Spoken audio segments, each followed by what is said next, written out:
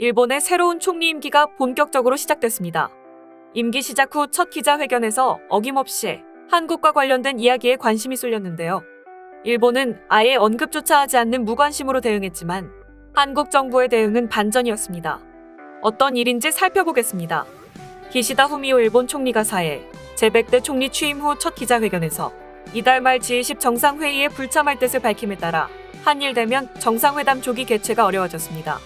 첫 행보부터 한국과 마찰이 발생한 것인데요.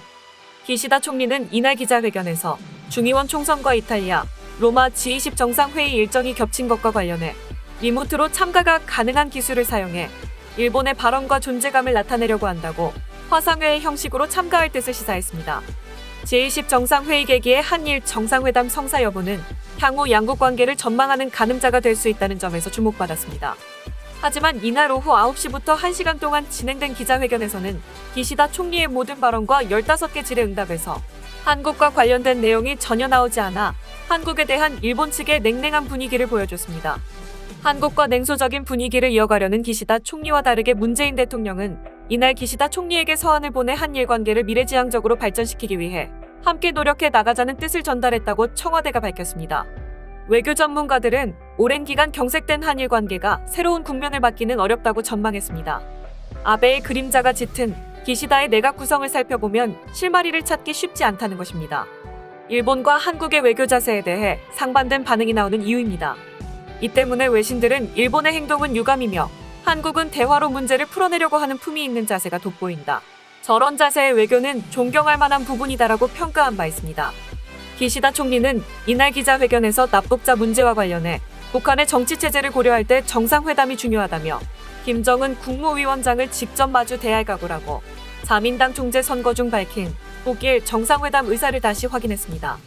첫 정치적 시험대인 중의원 총선과 관련해선 14일 중의원을 해산하고 31일 총선을 실시하겠다고 밝혔습니다. 기시다 총리는 이날 오후 중의원에 이어 참의원 총리 지명선거에서 각각 연립여당인 자민당 공명당의 지지로 총리로 선출됐습니다.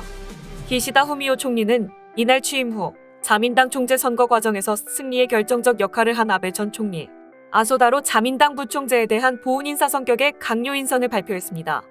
아베와 관련된 과도한 인사 임명으로 아베 꼭두각시라는 별명까지 얻고 있습니다.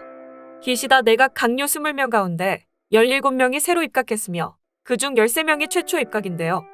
여성은 총재 선거 경쟁자였던 노다 세이코, 소자와 담당상 등 3명이 기용됐습니다.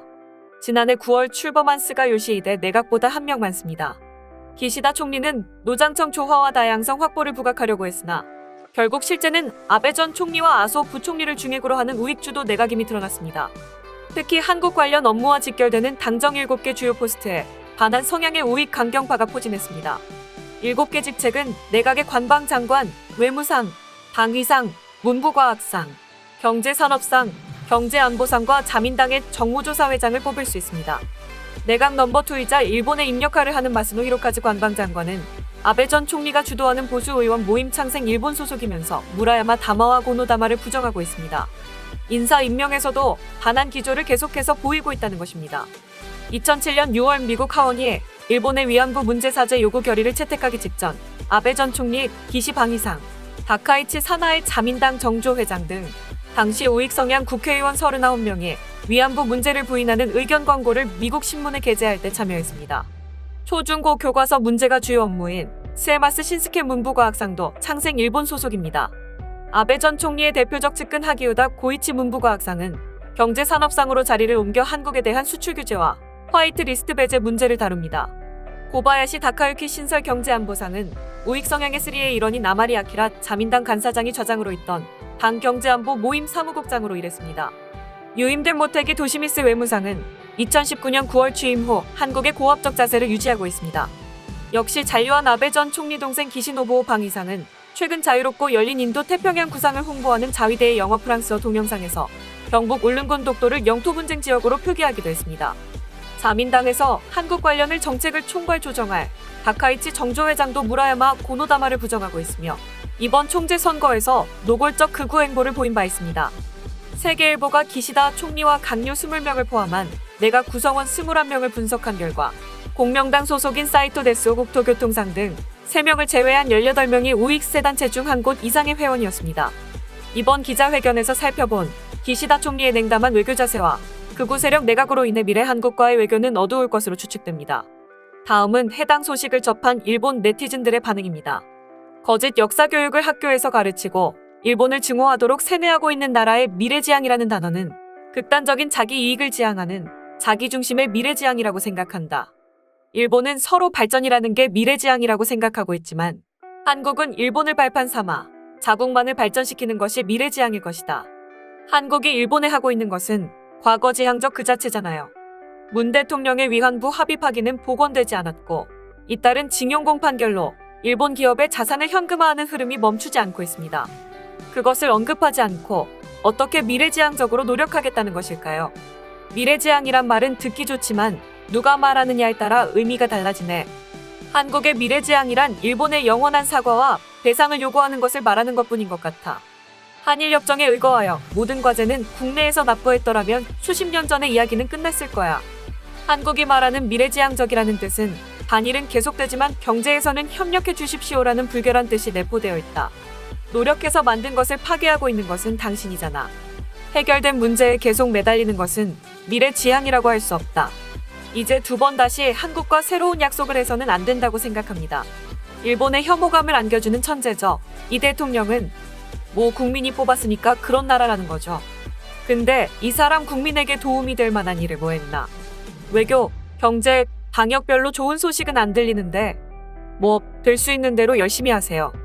기대는 전혀 안 하고 있는데 일본은 여러 가지로 바쁘기 때문에 한국에 신경 쓸 시간은 없습니다. 곧 마지막이라 일본을 이용해 성과를 내려고 했었나 본데 어림없습니다. 반일 교육, 거짓 역사 등을 천연덕스럽게 하는 나라와 사이좋게 지낼 수는 없다. 문재인 당신이 마지막으로 할 수 있는 일은 위안부상의 즉시 철수와 중국러와의 이별을 선물 삼아 일본에 사죄하러 오는 것 정도야. 미래지향은 앞으로 한국과 국교를 단절하는 것입니다. 우선은 죽도 반환 완료가 조건이 된다. 그러고 나서 국교 이야기로 나아가는 거지. 한국 그쪽이 무슨 말을 하든 무엇을 해오든 우리의 마음은 1밀리도 움직이지 않습니다. 모든 게 이미 늦었습니다. 한국이 무슨 미래지향적. 일본 반만큼만 따라와 봐라. 지금까지 기시다 총리에게 반전 태도를 보인 문재인 대통령 소식을 접한 일본 네티즌들의 반응이었습니다. 내용 유익하셨다면 구독과 좋아요, 알림 설정 부탁드립니다. 여러분의 작은 행동 하나가 대한민국의 국격을 높입니다. 세상의 모든 소식을 담은 오린박스는 내일도 최선을 다하겠습니다. 감사합니다.